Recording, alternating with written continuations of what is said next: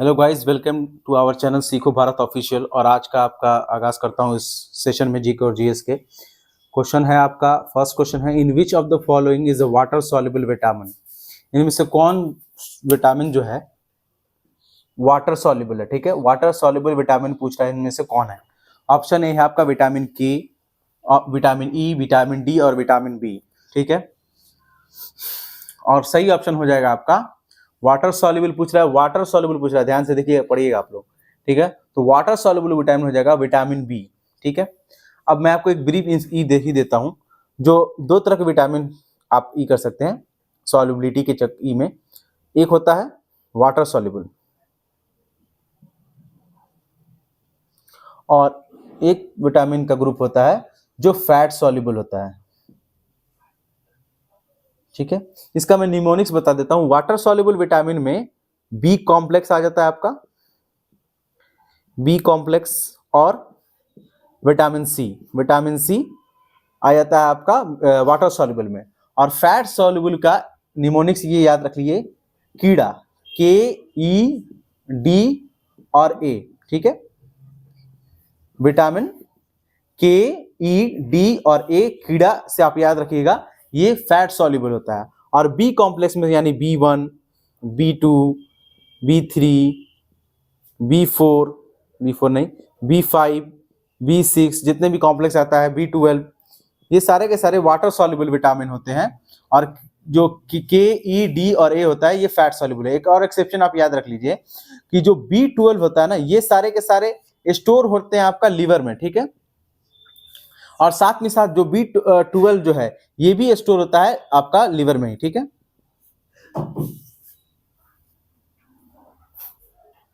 Next question है, yellow fever is spread by. ठीक है, येलो फीवर किससे फैलता है? एयर से, वाटर से, हाउस फ्लाई से और किसी से नहीं। ठीक है, इसका सही जवाब हो जाएगा नन, इनमें से किसी से नहीं। ठीक है, येलो फीवर का जो फैलाने का कारक होता है वो होता है आपका मॉस्क्यूटो। ठीक है, मॉस्क्यूटो से ये फैलता है। और कौन सा मच्छर है? ये एडीज कैटेगरी का है। एडीज कैटेगरी का मच्छर, एडीज, इसका नाम है इजिप्टा। एडीज इजिप्टी से ये फैलता है। ठीक है, इसका कारक हो जाएगा एडीज, एडीज कैटेगरी से का मच्छर है ये। और एडीज कैटेगरी में कौन सा? इजिप्टा। ठीक है, और एडीज इजिप्टी जो ये मॉस्क्यूटो है, मॉस्क्यूटो, और इसका जो कारक होता है एक वायरस होता है। ठीक है, जो कि इसका जो वेक्टर होता है वो ये मॉस्क्यूटो होता है। नेक्स्ट क्वेश्चन है guys, which of the following is not a plant hormone. इनमें से कौन प्लांट हार्मोन नहीं है? ठीक है, नहीं देखना है, नहीं। ठीक है, प्लांट हार्मोन नहीं है। ऑप्शन है इंसुलिन, साइटोकाइनिन, इथिलीन और आपका जिब्रेलिन। ठीक है, और जो भी हल्का सा भी बायोलॉजी पढ़ाएगा वो पहले बार में देख के समझ गया होगा इसका आंसर क्या होगा।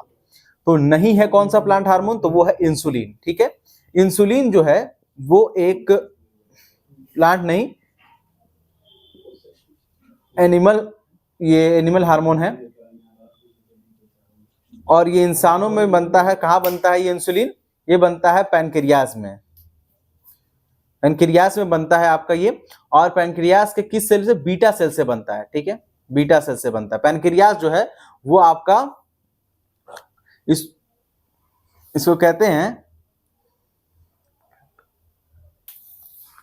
पैनक्रियाज को हम लोग मिक्स ग्लैंड कहते हैं। ठीक है, मिक्स ग्लैंड, क्योंकि ये बोथ इंडोक्राइन और एक्सोक्राइन फंक्शन दोनों परफॉर्म करता है। ठीक है, ये भी सवाल कहीं पूछ सकता है कि इनमें से मिक्स्ड ग्लैंड कौन है? तो इंडोक्राइन और एक्सोक्राइन दोनों फंक्शन परफॉर्म करता है आपका पैनक्रियाज। ठीक है, साइटोकाइनिन जो है ये भी एक प्लांट हार्मोन है और ये बेसिकली सीड जर्मिनेशन में हेल्प करता है, सीड जर्मिनेशन में करता है। और जिब्रेलिन जो है ये मतलब एक बीज से जब ग्रो हो गया तो उस टाइम साइटोकाइनिन ने हेल्प की ग्रो कराने से, सीड से ग्रो कराने में साइटोकाइनिन हार्मोन ने मदद की। और जिब्रेलिन जो होता है वो प्लांट ग्रोथ के लिए इंपॉर्टेंट होता है, प्लांट ग्रोथ के लिए, यानी पौधा बन चुका है और उसको विकसित कराने में इस जिब्रेलिन हार्मोन का है। इथिलीन जो है वो होता है फूड को मतलब फलों के पकाने में, फलों के पकने के लिए जो हार्मोन होता है वो इथाइलिन होता है, ठीक है। इसलिए सही उत्तर हो जाएगा आपका इंसुलिन जो है वो एक प्लांट हार्मोन नहीं है। नेक्स्ट क्वेश्चन है आपका, ये करंट अफेयर का क्वेश्चन है। इंडियाज फर्स्ट, जब भी आपको दिखे ना कोई सवाल में इंडियाज फर्स्ट, तो समझ लीजिएगा वो इंपॉर्टेंट कैटेगरी में आ जाएगा। इंडियाज फर्स्ट जो भी दिखे उसको मान के लीजिएगा आप कि वो एग्जाम में कहीं ना कहीं आ सकता है, किसी एग्जाम में आ सकता है। India's first demonstration facility for biopolymer, ठीक है, डेमोन्स्ट्रेशन फैसिलिटी फॉर बायोपॉलीमर, ये सवाल पूछ रहा है कि कहाँ इसको इनॉग्रेट किया गया है, कौन से राज्य में। ऑप्शन है महाराष्ट्र, कर्नाटका, बिहार एंड हैदराबाद। इसका सही ऑप्शन हो जाएगा महाराष्ट्र। महाराष्ट्र के कौन सी जगह पर? पुणे में। और ये किस फील्ड में है आपका? बायोटेक्नोलॉजी के फील्ड में है।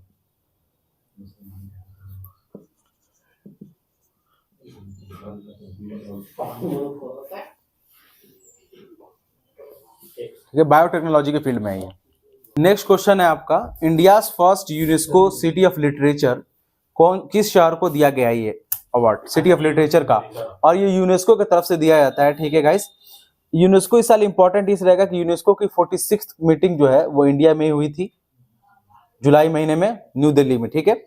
और एक मैंने इससे पहले भी सवाल आपको कराया हुआ है कि इस भारत को इस साल आपका 43rd जो है आपका हमको सिटी मिली, मतलब क्या कहते हैं उसको, यूनेस्को साइट मिली है। वो किस राज्य में है और उसका नाम क्या है, ये आप कमेंट सेक्शन में जरूर से बताएंगे, मैंने कराया हुआ है सवाल आपको। तो इसका सही जवाब है आपका कोझिकोडे। कोझिकोडे जो है वो आपका केरल में है, केरला। ये केरला में, जैसे कि आपको सभी को मालूम है कि हाईएस्ट लिटरेसी रेट जो रखता है हमारा स्टेट के अंदर वो केरला है। और इसी में से एक शहर है, सिटी है, जिसका नाम है कोझिकोडे, जिसको सिटी ऑफ लिटरेचर का अवार्ड मिला है यूनेस्को की तरफ से। नेक्स्ट क्वेश्चन भी करंट अफेयर से है। इंडियाज फर्स्ट, फिर से आ गया इंडियाज फर्स्ट, इसीलिए मैंने इंडियाज फर्स्ट का जो क्वेश्चन है वो ज्यादा ला रहा हूं। India's first private sector final assembly line for military aircraft is started in which state. और ये आपको बताना है कि इसका आंसर क्या होगा। ऑप्शन है आपका गुजरात, हैदराबाद, तमिलनाडु एंड तेलंगाना। इसका सही ऑप्शन हो जाएगा गुजरात स्टेट में इसको इनॉग्रेट किया गया है। पीएम मोदी ने इसको इनॉग्रेट किया है, पीएम मोदी ने। एंड स्पेनिश जो है, स्पेनिश पीएम भी थे यहाँ पर, पेड्रो सैंची नाम है इनका, सैंचेज, ठीक है, पेड्रो सैंचेज नाम है इनका। और ये इसलिए भी इंपॉर्टेंट हो सवाल कि किस कंपनी को मिला है प्राइवेट सेक्टर, जैसे कि है इसके अंदर प्राइवेट सेक्टर, तो किस प्राइवेट कंपनी को मिला है? टीएसएल को मिला है। और ये कौन है? टाटा की कंपनी है, ये टाटा की कंपनी है, इसको ये मिला है टीएसएल, टाटा की कंपनी। और टाटा से जो भी न्यूज जुड़ा हुआ होगा ना वो इंपॉर्टेंट हो जाएगा, क्योंकि हाल ही में रतन टाटा जी का निधन हुआ है, इसीलिए टाटा से जुड़े जो भी न्यूज होगा वो इंपॉर्टेंट होगा। और ये है कहाँ? वडोदरा, गुजरात में है, ठीक है। और C295 एयरक्राफ्ट को ये असेंबल करेगा। एक और गुजरात में असेंबली लाइन बनाई गई है H125। आपको बताना है ये किस देश का एयरक्राफ्ट के बारे में है, एयरक्राफ्ट है या ये किस चीज का, ये बेसिकली मैं ही बता देता हूं, ये हेलीकॉप्टर है, ठीक है, हेलीकॉप्टर है जिसका इनॉग्रेशन, जिसको असेंबली लाइन बनाई गई गुजरात में। आपको बताना है किस देश के साथ हमने ये मिलकर बनाया है, ठीक है। नेक्स्ट क्वेश्चन है, Indus water treaty was done in which year, किस साल में इंडस वाटर ट्रीटी हुई थी, ठीक है। अब इंडस वाटर ट्रीटी के ऊपर मैं कुछ थोड़ा सा बता दूंगा आप लोगों को, पहले इसका आंसर देख लेते हैं। इंडस वाटर ट्रीटी हुई थी 1960 में, और उस टाइम के जो पीएम थे, ये treaty basically India and Pakistan के बीच में हुई है। और ये ट्रीटी किस लिए हुई थी? वाटर का एग्रीमेंट है ये, जैसे कि नाम में ही लिखा है वाटर का। तो इस ट्रीटी के अंतर्गत जो हमारे जो पीएम थे जवाहरलाल नेहरू ने इस ट्रीटी को साइन किया था। और इसके अंदर बेसिकली ये था कि जो हमारी नदियां हैं, वेस्टर्न साइड की रिवर, वेस्टर्न साइड की जो रिवरें हैं, वेस्ट साइड की और ईस्ट साइड की नदियां जो हैं, उसमें हम लोगों ने डिवीजन कर दिया था, ठीक है। ईस्ट साइड की नदी उसमें हमने डिवीजन कर दिया था।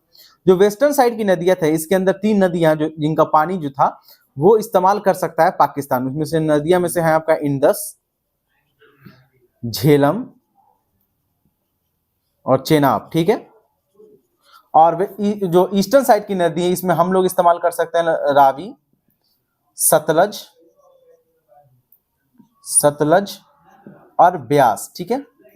इन नदियों का पानी हम लोग इस्तेमाल कर सकते हैं, इसमें डैम बना सकते हैं और इसका पानी मोड़ भी सकते हैं लोग।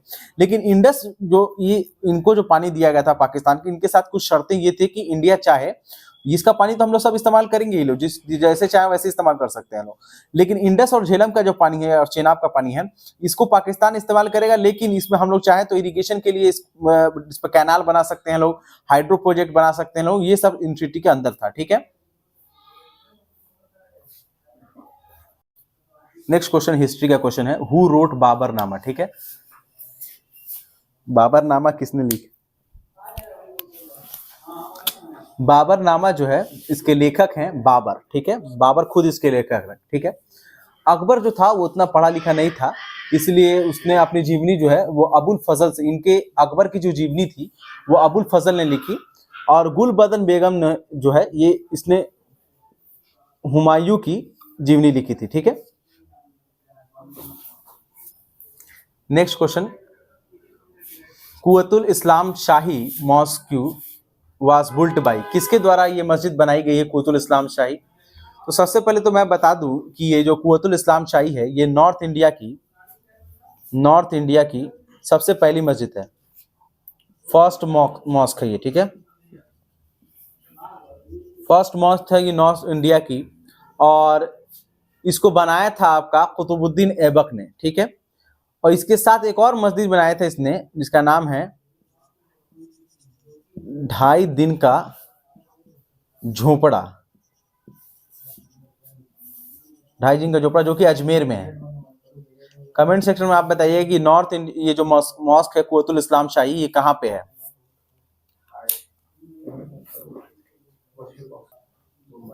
नेक्स्ट क्वेश्चन, और आज का आखिरी क्वेश्चन होगा, और एक पॉलिटी से सवाल है, DPSP directive principle of state policy has been taken from which country, किस कंट्री के संविधान से डीपीएसपी लिया गया है, ठीक है।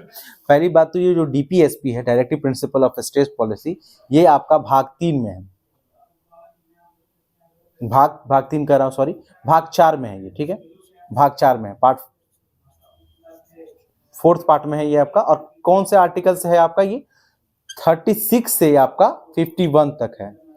किस कंट्री से लिया गया है? आंसर हो जाएगा आयरलैंड से लिया गया है, ठीक है। और ये जो है इसी के अंदर आपका आर्टिकल 40 में ग्राम पंचायत की चर्चा मिलती है आपको पहली बार, ठीक है।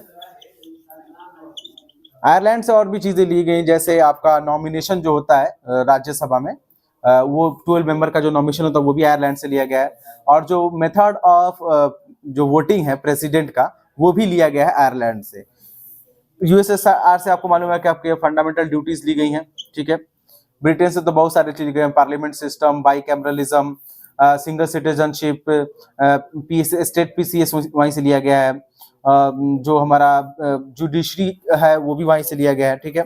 जो और बाकी चीजें, साउथ अफ्रीका से क्या लिया गया? साउथ अफ्रीका से हमने लिया है, साउथ अफ्रीका से लिया हमने method of election of Rajya Sabha member, ठीक है।